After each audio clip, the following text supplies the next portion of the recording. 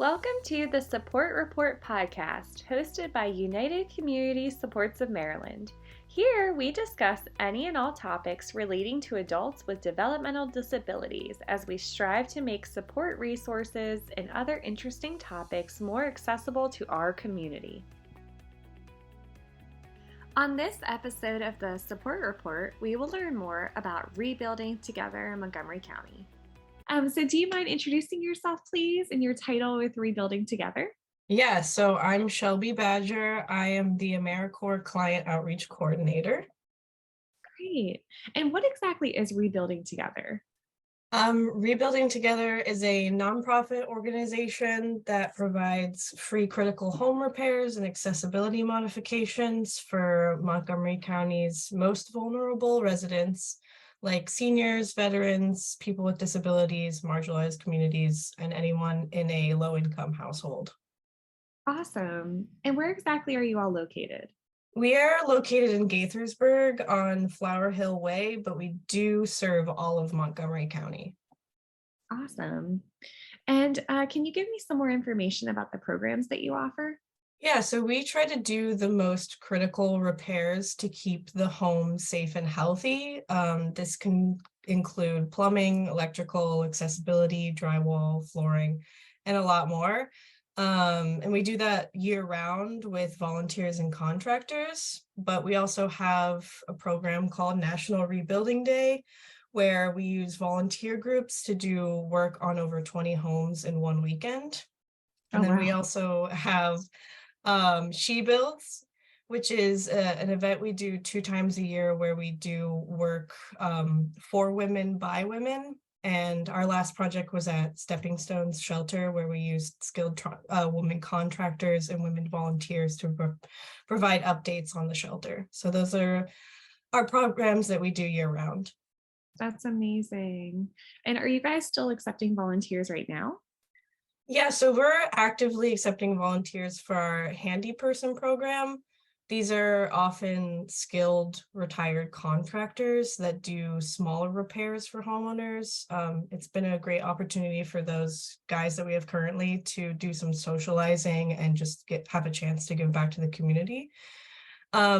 Often volunteering at RTMC means volunteering in a group of like 10 to 20 people from like a church or organization or company for events like National Rebuilding Day, She Builds, or corporate givebacks. Cool. And how are individuals or families eligible for services?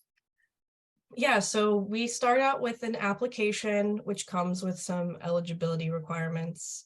This application is available on our website, rebuildingtogethermc.org. It's available by mail, email, and English and Spanish. And as far as our requirements, we do serve homeowners, so you must own your home and not be renting, and then not own additional properties.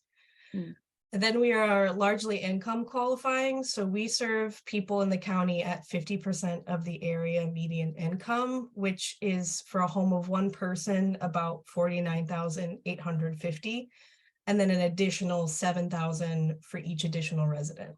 So about $56,000 for a home of 2 people, and then it goes up from there. We also check to see if homeowners are current on their mortgage and that the equity in the home is around $400,000, just so that we can be maintaining that affordable housing stock in the county. Then we do require residents over 12 be vaccinated for COVID-19 if we're doing interior repairs, but if it's just exterior work, we waive that requirement.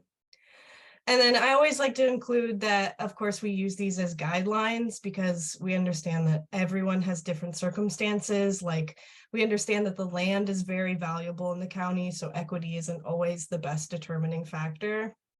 And then all sorts of people are in all sorts of situations and are in need of home repairs and modifications. So we make sure to consider each application as fairly and carefully as we can. Yeah. Oh, that's fantastic. That's awesome. And how can families or individuals best contact you all? You can reach us at our phone number, 301-947-9400. our email info@rebuildingtogethermc.org, or you can just submit an application right on our website and I will reach out to you. Perfect. And what would you say is the most rewarding part of what you do? It's of course wonderful to help people be safe and healthy in their homes. A place where you should be able to be comfortable, but sometimes caring for a house can get really difficult and overwhelming, especially as people age. So my favorite part about the program is our prioritizing aging in place. So the best feedback that I get from clients is hearing from seniors or older adults after getting some accessibility modifications like grab bars or ramps, hearing that they're able to continue to age in place with a reduced fall risk, because I don't think people should be afraid to move around their home safely or have to consider selling or moving just because grab bars or handrails are too expensive. So hearing that someone is choosing to stay and live out their days in their home for years to come is really rewarding for me. I love that. Oh, well, Shelby, thank you so much. Yeah. Thanks again for listening to the Support Report podcast. Tune in next month for a new episode.